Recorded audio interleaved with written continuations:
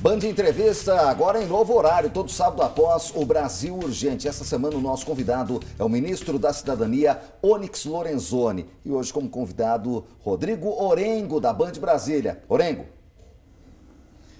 Ministro, a gente está em meio à pandemia, falando sobre os esforços para ajudar as pessoas em meio a essa crise, inclusive sanitária, mas em meio a esse turbilhão, a gente tem também manifestações, pessoas nas ruas. Agora a novidade é que depois de ter as manifestações a favor do presidente, já se tornaram uma tradição domingo aqui em Brasília, mas agora pessoas também contra o presidente, movimentos do chamado antifascismo ou antifa. Gostaria de saber da sua análise, como o senhor está avaliando esse cenário e se o senhor também considera que esse movimento chamado antifa poderia ser classificado como terrorismo, ministro.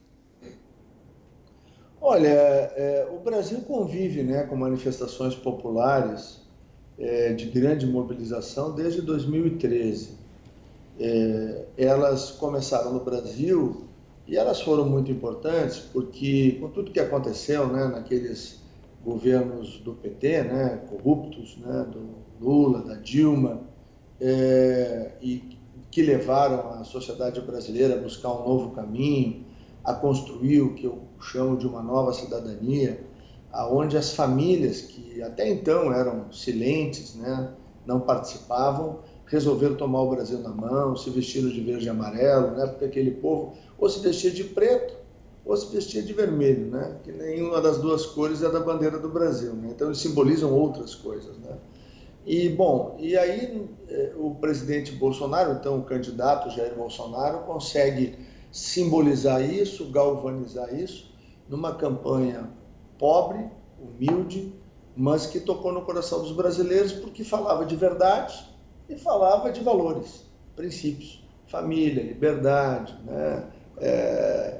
a atividade econômica, a recuperação da esperança no Brasil, falava de Deus, falava daquilo, direito à legítima defesa, quer dizer, falava daquilo que o brasileiro queria ver o seu país, da recuperação da nossa autoestima, de transformar um grande país que é o Brasil numa grande nação, com oportunidades para todos, com um governo honesto e decente que não deixasse roubar. Então a ideia é esta.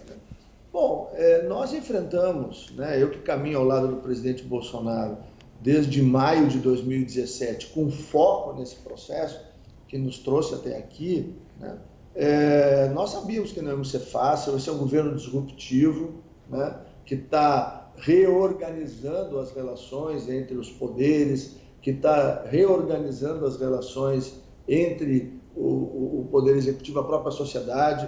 O brasileiro se acostumou a ser usado e os governos se servir da sociedade brasileira. Hoje, a ampla maioria da sociedade tem consciência que o presidente Bolsonaro, o time de ministros, serve às pessoas e serve ao Brasil.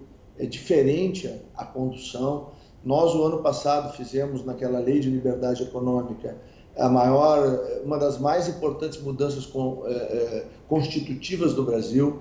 Desde que o Brasil é Brasil, o cidadão sempre foi servo do Estado brasileiro, servo dos presidentes da época, e desde que nós aprovamos a lei da liberdade econômica, qualquer cidadão brasileiro ou cidadã brasileira tem razão perante o agente público até que o Estado brasileiro prove o contrário. Aliás, esse foi um dos pilares fundamentais que fizeram a diferença. 200 anos atrás, o Brasil era mais rico que os Estados Unidos.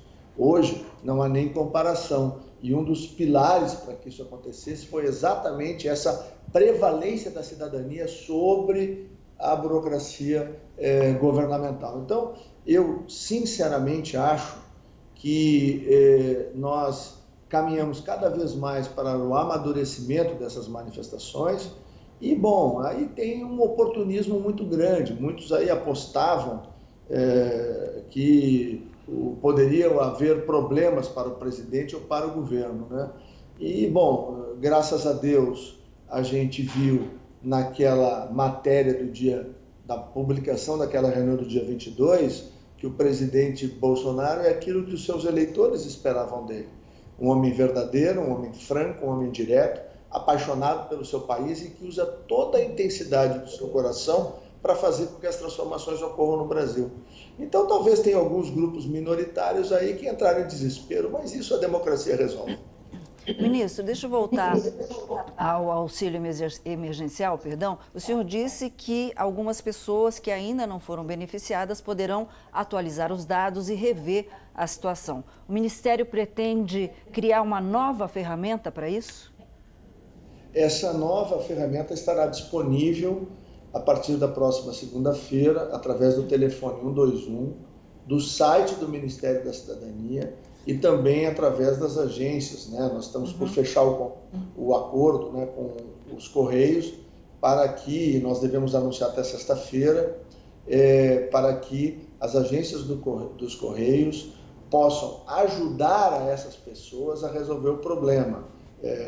Vou dar aqui um exemplo. Ontem aprovou na Câmara a prevalência da mulher chefe de família sobre o homem chefe de família. Por quê? Nós identificamos aqui o seguinte: casais que viviam juntos, eram casados, se separaram, mas não formalizaram essa separação. Isso é muito comum no Brasil. O que aconteceu? O marido se cadastrou antes da mulher, cadastrou os filhos, a mulher, que é quem detém, né, o pátrio, o mato-poder, né, com as crianças, que cuida das crianças, porque havia um critério de precedência, o marido levou o dinheiro e a mulher não levou. E ele não transferiu o recurso para os seus filhos, né? Aí tem questões éticas e morais nessa discussão, mas o concreto, pragmático é isso.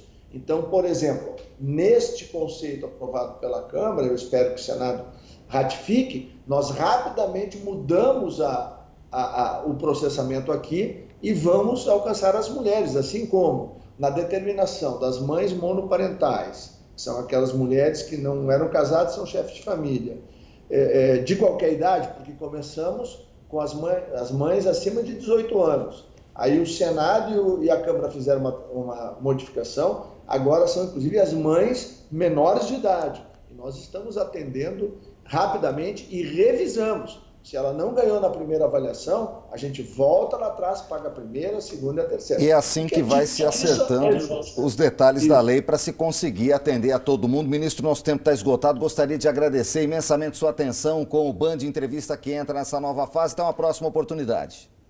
Em nome do presidente Bolsonaro, do nosso governo, muito obrigado pela oportunidade de prestar os esclarecimentos. Estamos sempre à disposição. Muito obrigado. Obrigado também ao Rodrigo Orengo, direto de Brasília. Até uma próxima, Orengo.